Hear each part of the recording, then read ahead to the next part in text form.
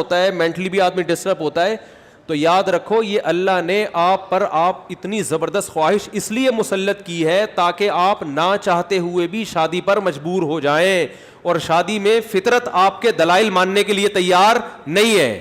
یہ جو آتے ہیں میرے پاس پیسے نہیں ہے تو ایکچولی ابھی ایجوکیشن, ایکچولی ابھی یہ, فطرت اس چیز سے متاثر نہیں ہے. فطرت کہتی ہے آپ کے دلائل کیا ہیں, غلط ہیں. اگر یہ اللہ مسلط نہ کرتے نا مردوں پہ یہ شہوت, تو میرا خیال ہے کوئی 70 سال میں جا کے بھی لوگ شادی نہ کرتے. تو قدرت کا ایک نظام ہے, قدرت ایک سسٹم کے تحت لوگوں کو چلانا چاہتی ہے. اس کا فائدہ یہ ہوگا کہ آپ نہ چاہتے ہوئے کم خاندان کی لڑکیوں سے شادی پر مجبور ہوگے, ان کو گھر ملے گا. اگر مجزنی کی اجازت دے دی جائے, مجھے تھوڑی لینگویج صاف استعمال کرنی پڑ رہی ہے, بہت معذرت, مجبوری ہے, اگر اس کی اجازت دے دی جائے تو لوگ نکاح میں کیا کریں گے, تاخیر. نقصان کس کا ہوگا, لڑکیوں کا. لڑکیاں بھی پھر ہینڈ پریکٹس کریں گی, جو کہ کر رہی ہیں, وہ بھی مجبور ہوں گی. تو اسلام نے آپ پر, اللہ نے آپ کے اوپر یہ شہوت اسی لیے مسلط کی ہے کہ یہ آپ کا یہ آپشنل نہیں رہے نکاح, بلکہ آپ کی باڈی کی ریکوائرمنٹ بن جائے کہ بھئی یہ تو کرنا ہی کرنا ہے. اور اس کا فائدہ کس کو ہوگا, عورت کو. بات آ رہی ہے سمجھ میں, اس کا گھر بسے گا. تو اگر اس کی اجازت دے دی جائے, بھائی ایجوکیشن کا ہے, ابھی تو تعلیم ہے, ابھی تو ایکچولی تو نتیجہ لڑکیوں کا کیا ہوگا, بیڑا غرق ہوگا, جو کہ ہو رہا ہے. آپ کہہ سکتے ہیں وہ بھی تعلیم حاصل کریں, ہم بھی حاصل کریں, تو بات یہ کتنی تعلیم حاصل کر لیں گی, اور اگر کر بھی لیں گی تو فطرت کا کوئی آلٹرنیٹ نہیں ہوتا, نیچر کا متبادل نہیں ہے. جو چیز آپ کی باڈی کی ریکوائرمنٹ ہے اس کو بہرحال پورا کرنا ہے. دیکھو اگر آپ کے پاس ایجوکیشن کی وجہ سے کھانے کا ٹائم نہیں ہے, آپ مصروف ہیں جس کی وجہ سے کھانے کا ٹائم نہیں ہے, تو کیا پیٹ آپ کو بھوک لگانا چھوڑ دے گا, ہے بھائی؟ یا کوئی ڈاکٹر یہ فتویٰ دے دے گا کہ چونکہ آپ کے پاس کھانے کا ٹائم نہیں ہے لہذا آپ اگر نہیں بھی کھائیں گے تو صحت کو نقصان نہیں ہوگا؟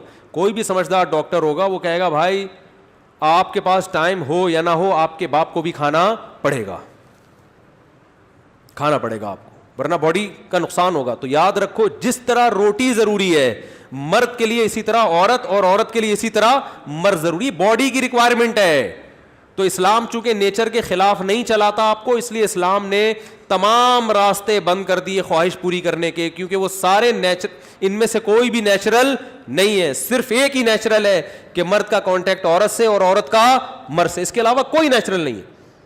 ہاں ایک آخر میں بات ضرور کہوں گا, ڈاکٹر ذاکر نائک صاحب اللہ ان کی عمر میں برکت دے, انہوں نے یہ کہا ہے کہ زنا سے بچنے کے لیے اگر کوئی یہ عمل کرتا ہے تو شاید مستحب ہو. تو یہ بھی ایک اصول یاد رکھیں, بڑی برائی سے بچنے کے لیے اگر کوئی چھوٹی برائی کرتا ہے تو ہم یہ تو کہیں گے کہ یار چلو بڑی سے بچ گیا, لیکن اس چھوٹی کو بھی برائی ہی کہا جائے گا. کوئی اگر ہیروئن کا عادی ہے, ہم اسے ہیروئن چھڑوانے کے لیے چرس پہ لے آتے ہیں کہ یار چلو اس سے تو بچے گا نا, اب ایک دم تو نہیں چھوڑ سکتا.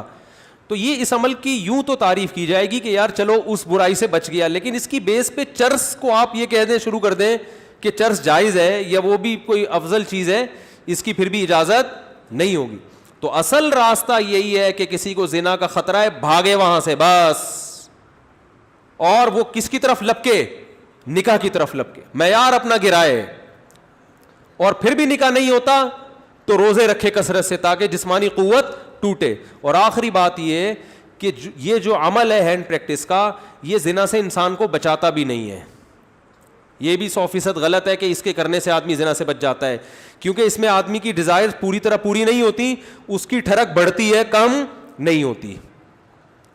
اگر کوئی زنا یہ کام کر بھی لے نا, پھر بھی زنا کی طرف لپکے, بلکہ اور زیادہ لپکے گا, کیونکہ یہ خواہش نفس